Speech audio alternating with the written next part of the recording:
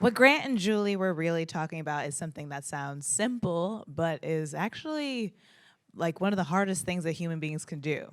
Choosing to stay in relationship with each other when it would be so much easier not to. And I don't know about you, but I found that both deeply inspiring and a little bit challenging because I do live my alone time. But here's the thing about building communal bonds. It doesn't happen between neighbors or colleagues or people in the same room. It has to happen at scale, too. And in a world where the big systems feel increasingly gridlocked or chaotic or just a lot, the question becomes, where does the real leadership actually come from? Our next conversation says the answer might be closer to home than we think. Because while Washington is doing whatever Washington is doing, we don't know. There are leaders at the regional and local level who are not waiting for permission. Thank goodness. Natalie Kitroeff is the co-host of the New York Times podcast, The Daily, and one of the most important journalists covering the intersection of politics, migration, and the power of Americans. And Ruffo Ibarra is a chef and humanitarian whose life's work has never separated food from justice. He has worked with World Central Kitchen, serving sandwiches to refugees at the border, and has not stopped. Together, they are going to talk about what leadership actually looks like when the stakes are local and the consequences are global. Please welcome Natalie and Ruffo.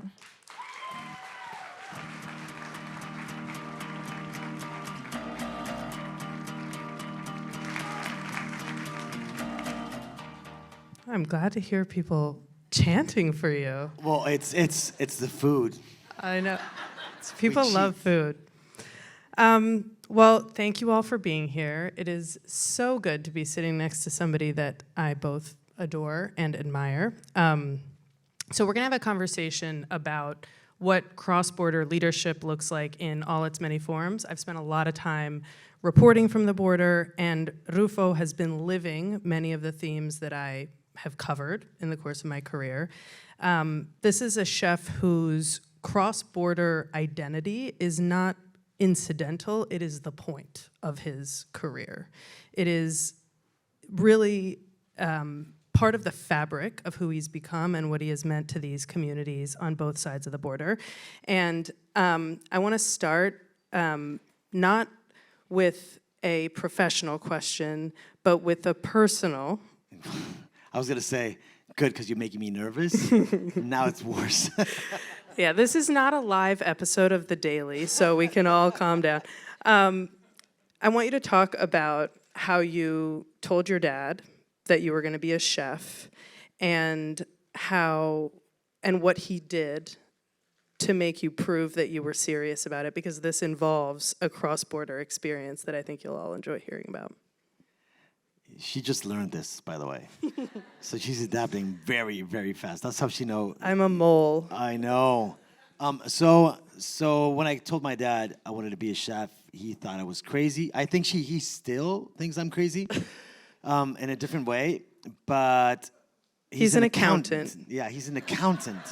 So now it makes a lot more sense. See? Now it makes a lot more sense. Yeah, so to make sure I wasn't, just a teenager saying random things out loud, he got me a job at the Grand Hotel Tijuana, so it's by the country club.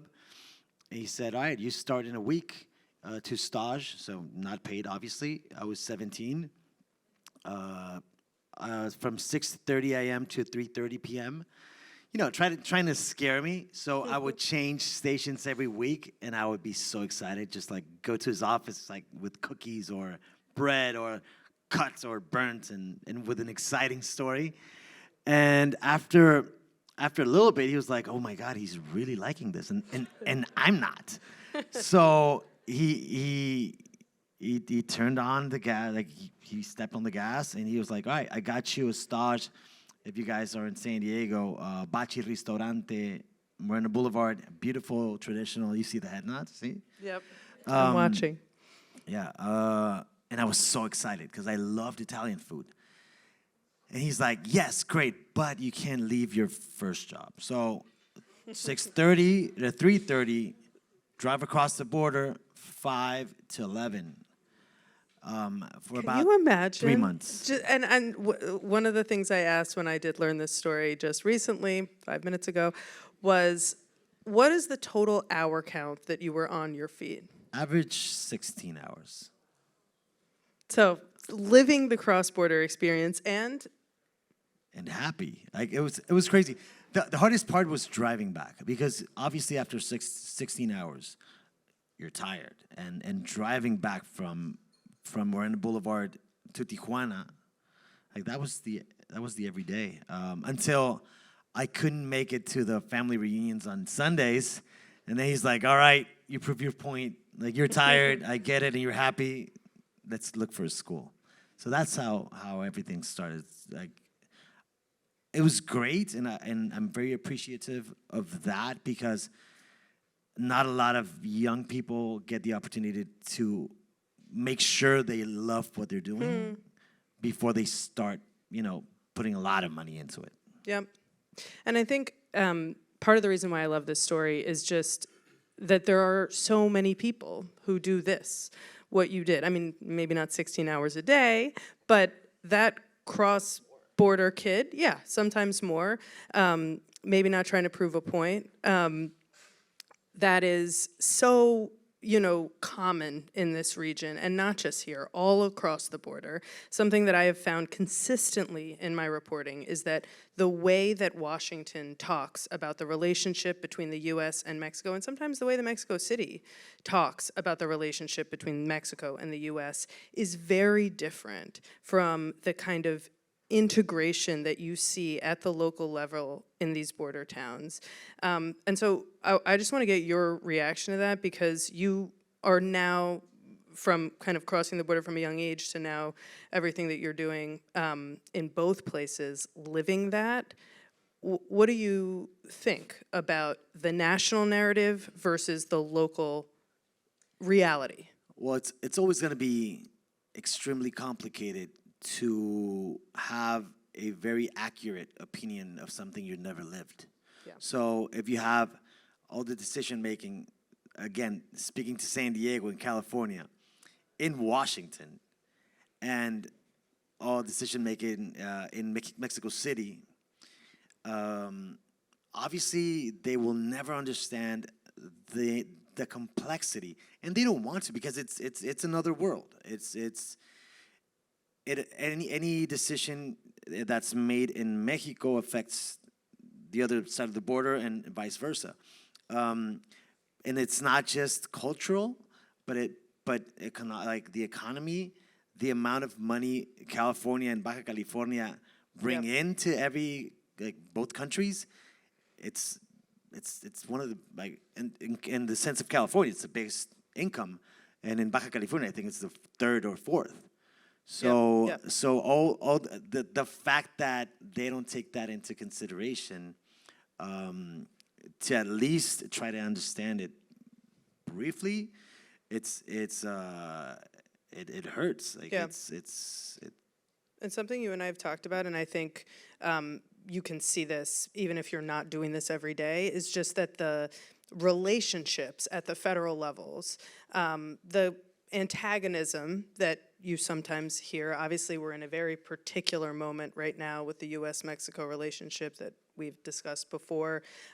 There's a lot of big issues and at times tensions at play, are not the kinds of conversations that you see and hear and participate in your case, between local officials, between the consuls, between the mayors, between the folks who are directly driving what I think is fairly discussed as the most important economic relationship in the world. I mean, the US and Mexico are #1 trading partners with each other. So this is borne out both in the kind of big numbers, but also in the little numbers and in the little conversations. And just give people who have not gotten to talk to you about this so much context about how you have seen those local relationships play out, how you have worked with these consuls, the mayors, those ties that make this big engine run.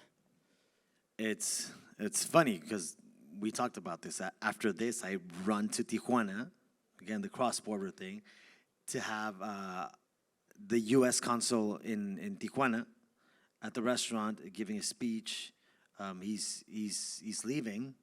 He's retiring. And I've had the pleasure to feed a lot of people, and some of those people are, important diplomats or government officials, and you get into these conversations with them to kind of pick their brain and see where we are at. And fortunately, I can say fortunately, at least the 4 U.S. consuls that I've met since I've had the restaurant, because before that, nobody cared.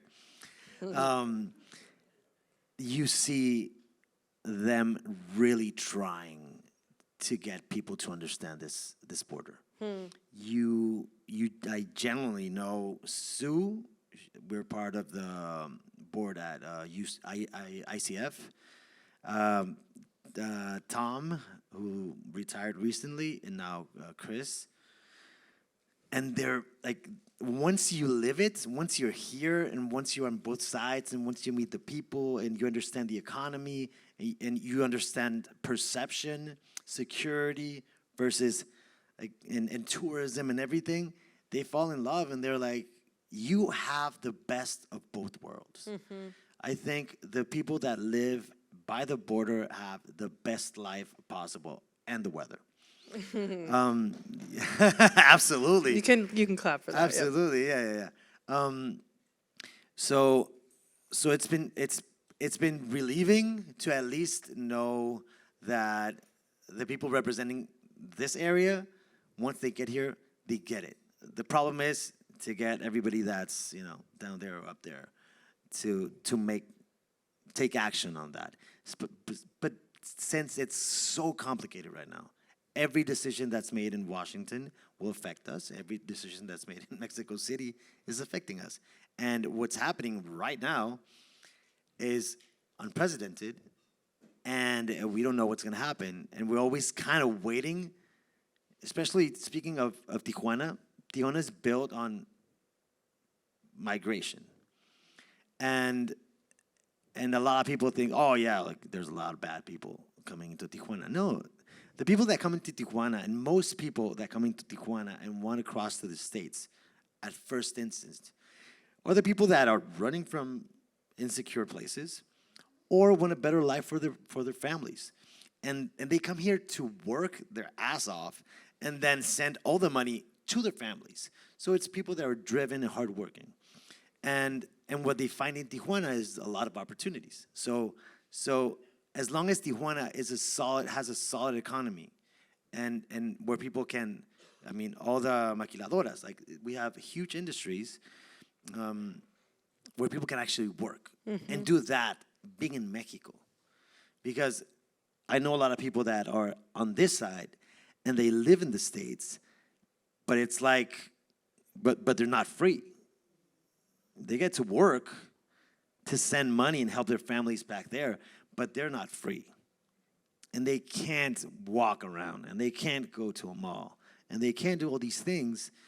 So it's not about stealing anything. It's not about, it's about a necessity.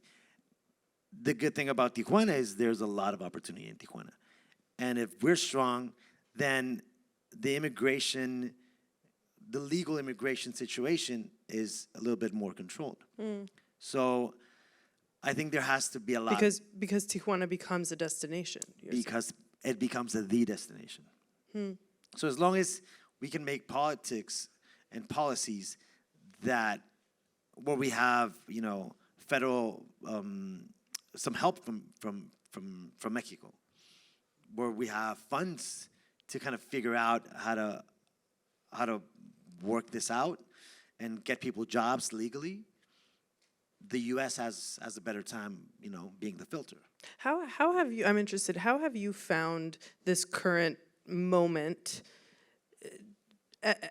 has it been a change? Have you noticed a change in terms of the economics, in terms of the experience of workers in Tijuana over the last couple years since Trump came to office? Because one thing that I've noted in my reporting and been watching is that there has been, just on the economic side of policy, there has been a lot of kind of trade war discussion. But actually, the US, Mexico, and Canada have had effectively quite low tariffs. Even though tariffs have been rolled out, if you look at the effective tariff rate, it's relatively low. Mexico and Canada actually have escaped some of the, most punishing effects of the trade war. And so I just wonder, what is the actual lived experience of the kind of economic policy that we've seen from Washington? I think because a lot of the big company owners are my clients. Right. Now you don't see them as often. I think the number one thing is nobody knows what's next. The uncertainty is what's killing the economy. So everybody has if you have money, it's in your pocket. You make sure. We used to not care, like, we're going out. What do you want to go out? Like, whatever you want. Fine, let's go. What are you having? Let's get the steak. Let's have a soup. Do you want something on top? Like, have it. Let's get a nice bottle of wine. Now, it doesn't matter if you're the owner, if you're an executive, if you're looking at the numbers. You're understanding that the uncertainty might cost you your job tomorrow. Mm-hmm. So there's a lot of things that have not been talked about and have not hit the table yet. And I think that has stopped the economy, especially in a place like this. Interesting. Where it's so dependent on import-export and in tourism, medical, gastronomic, that everything's kind of stopped. Okay, I want to return to you and your story.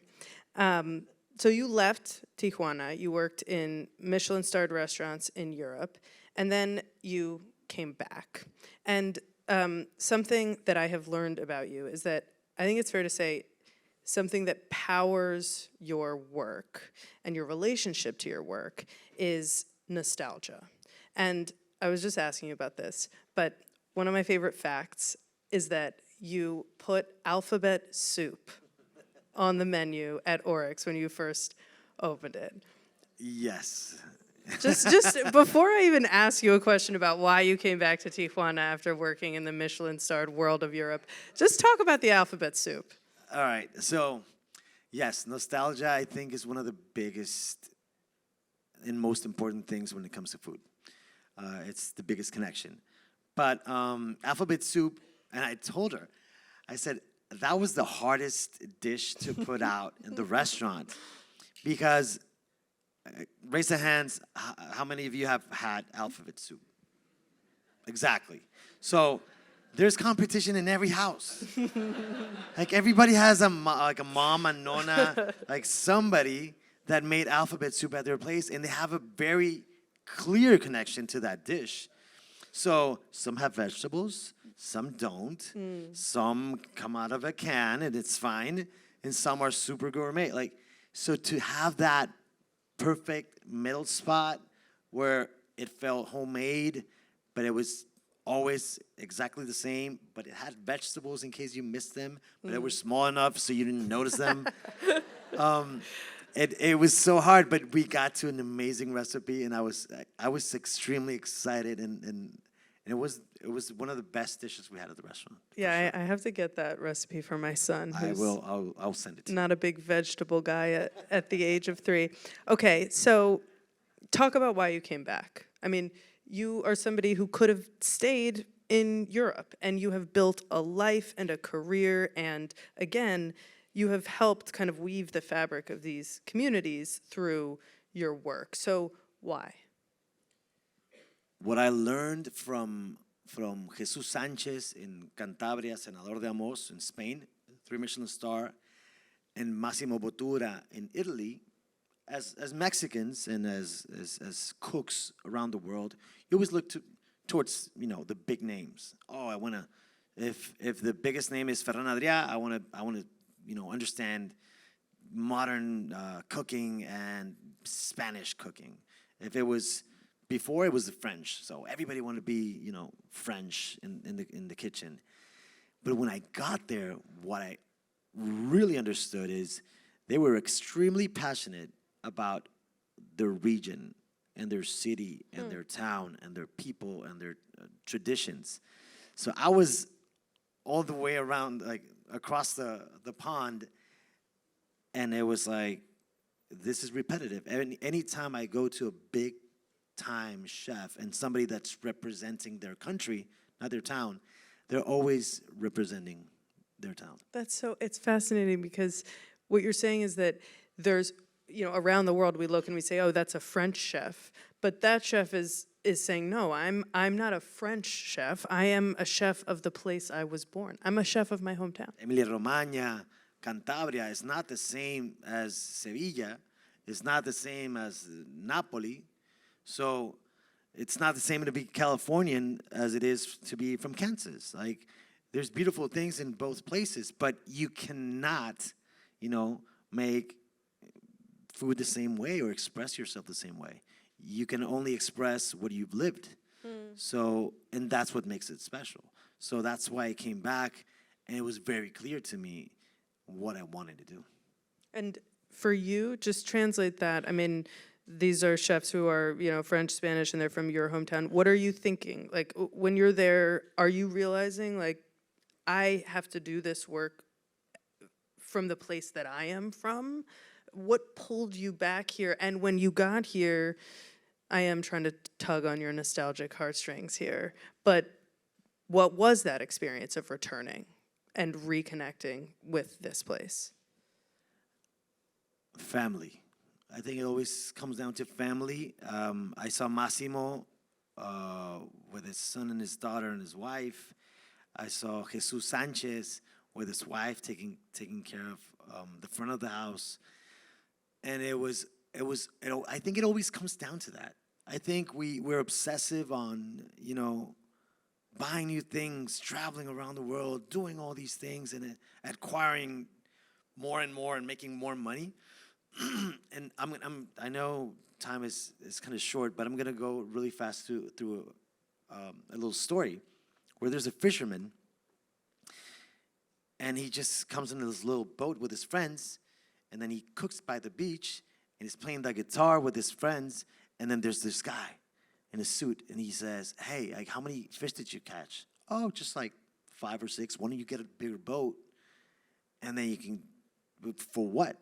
"Well, now you can sell some of the fish." He's like, "Well, but for what?" "Well, if you sell the fish, then you can get a bigger boat and then make more money, and then you can, build a company." And it goes this way until he goes, and then you have this huge company with like all these employees, and then you can travel the world. "For what?" "Well, then you can just relax. You can sell your company and go to the beach and have fun and eat fish and play the guitar." For your friends. He's like, "For what?" So I think that's like, I'm 42, but I'm starting to learn why I want to be here. And what I want to be here for. So community is big, family is big, friends are big. I've had to travel a lot to learn this, and I've had to leave so many things and people I love for a lot of time. For what? Right. I mean, at least right now for me is to value it, to give it value. Otherwise, I don't think I would have. I would have kept trying to be somebody else. And that brought me back, and that gives you identity, and that gives you pride. Even if people around the world, the moment I say Tijuana, they go, "Oh, tequila, sexo, marijuana." That's the first thing I heard in Spain and in Italy. And then when I was in Barcelona, I remember this, and this was 2008. This was 2008, 2009, the worst Tijuana in the history. I get on a plane.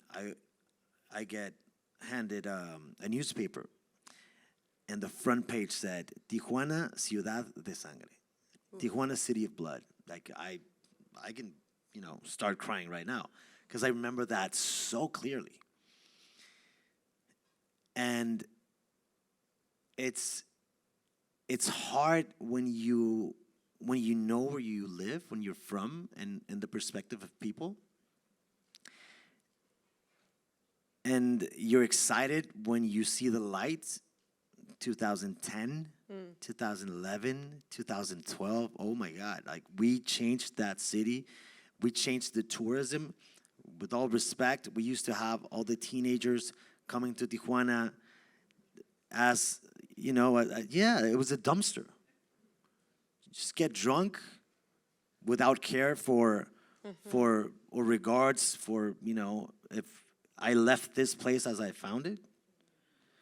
I can pay off anybody because I have a lot of money. So that becomes a culture.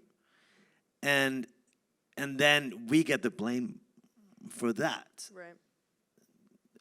So we changed that. After it got really bad, we didn't have any tourism, obviously.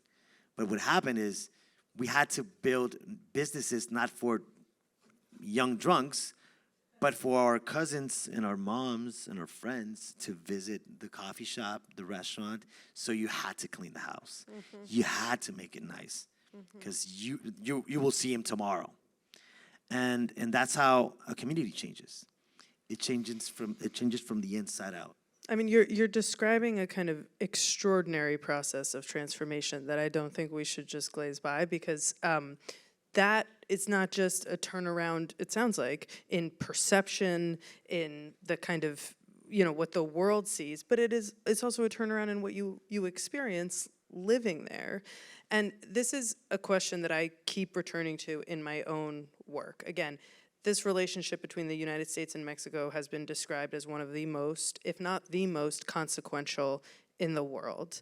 Even when we have a war, even when many other things are going on, it may feel like it's in the background, but actually it's really the beating heart of both economies. And so, I mean, we have business leaders, we have nonprofit leaders here in front of us, we have people who are as invested as you in this relationship. What makes you hopeful? What, when you think about that transformation that you just described, what gives you a sense that can persist? And what do we need to do? What do all of us need to think about if we're invested like you are? I don't know.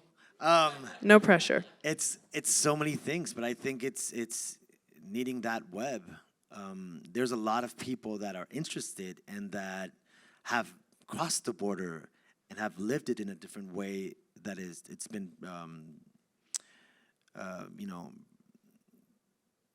percepted. Is that a word? Perceived. Yeah. Perceived. I'm still Mexican, guys. Perceived, and I'm part of ICF, which ICF, it's International Community Foundation. It helps other organizations kind of move their money in a legal and well distributing way, and then at the same time, help others. I think there has to be this way to interact with Mexican companies that can actually do the work that a lot of you want to do on that side. I think the hard part is trust. I think that's the hardest part, because you do need government. We can build some things, but if at least one part of government is not in it, and if we don't make it sexy for them, and what I'm saying is, at least, let's say, votes, not money. If we can make it sexy, we're gonna make you popular. You're gonna be the first person that is able to, bring all this help from the U.S. and then transform these places, and you'll get votes, and you'll be probably a governor or governess. I don't think it's going to happen otherwise. You're talking about trust, and because I know everybody loves food, and we don't have that much time left, I want to bring us back to food, to the meals. What is it? I mean, you know, when the World Central Kitchen pulled out of Tijuana, you stayed. I've written a lot about what makes people make decisions to either pull back or step up. You're doing 1 million. How many meals are you doing now? So long story short, Jose Andres and World Central Kitchen had that kitchen running for the immigrants coming in. And then they couldn't sustain it because he takes care of catastrophes as they happen, and then it's unsustainable. Yeah. So Tijuana Sin Hambre took over that operation. So I'm part of that team, and it's now 1 million meals a year. 1 million average. meals a year.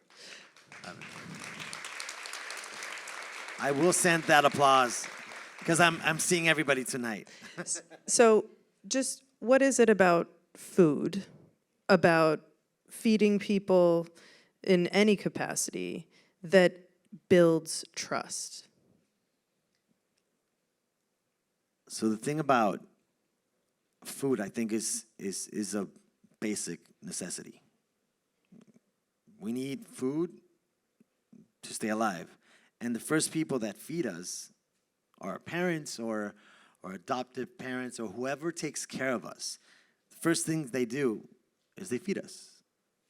They give you milk, so they feed you. So you build trust with that person that is feeding you. That's your first reaction to a human being. This person is taking care of me, therefore I trust them, and the thing they're doing is feeding me. Mm-hmm. They're keeping me alive. So I think we go to the most basic, or I mean, we have all these walls, but the moment you sit down with somebody and you're watching them and they're watching you eat, a lot of those walls come down. You know, because not everybody eats very pretty. My main takeaway from this conversation is that if we are invested in building community, in nurturing our own communities, we should just eat more, it sounds like, and feed people. Feed people, eat more, healthy-ish. Healthy-ish. Healthy-ish at least.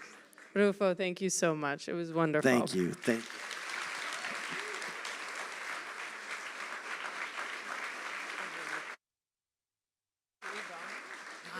No, we have 40 seconds. We do? We have an extra 40 seconds? 30 seconds. Any questions? Okay, I no, don't wait. care. Let me ask you a last question, Okay. because I don't know if although I'm sorry, I'm going to channel you guys. If you have to give this crowd one message to leave, I love doing this in the podcast too. This is the lightning round. If there's one thing, even a word or a thought or an idea that you want to leave people here with to take home. Empathy.